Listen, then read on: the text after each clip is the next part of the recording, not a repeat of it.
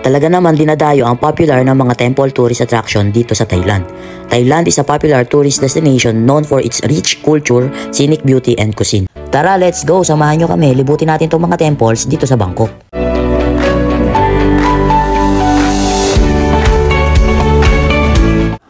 Our first temple destination is the Grand Palace. The Grand Palace Bangkok is a 218,400 square meter man-made island with a complex of numerous buildings, halls, pavilions, temples, gardens, and courtyards.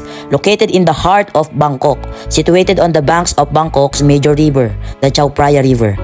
Ang dinadayo nga pala dito guys, ang Emerald Buddha, a figurine of the meditating Buddha made from one solid piece of green jade, clothed in gold and diamonds. It is greatly revered from the royal family to Thai nationals, Thailand's utmost precious religious icon.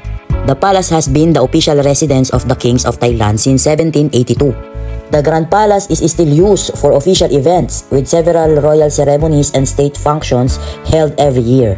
Alam mo ba guys, in 1778, nanalo si King Taksin sa laban nila sa Laos, kaya na-retrieve nila ang Emerald Buddha.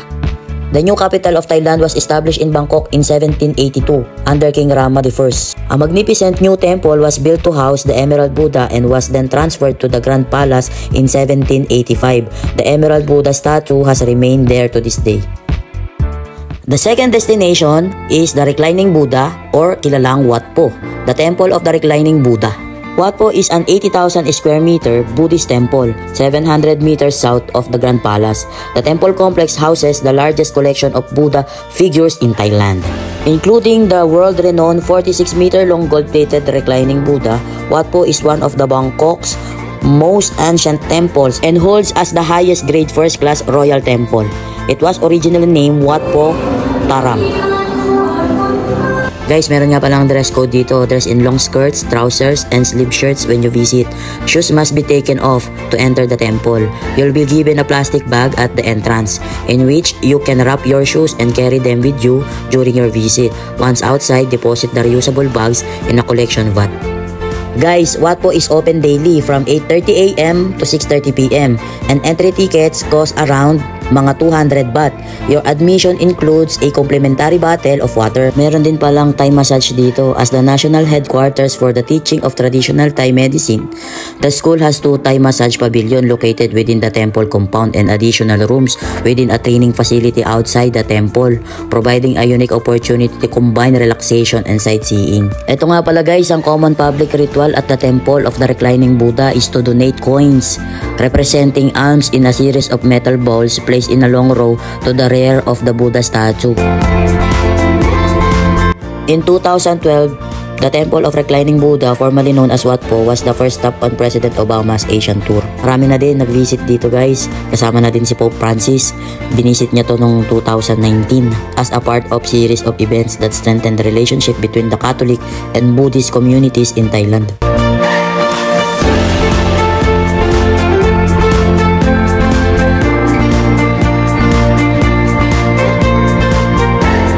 Marami nga palang nearby restaurant dito guys at ayan na nga, nagutom na nga kami.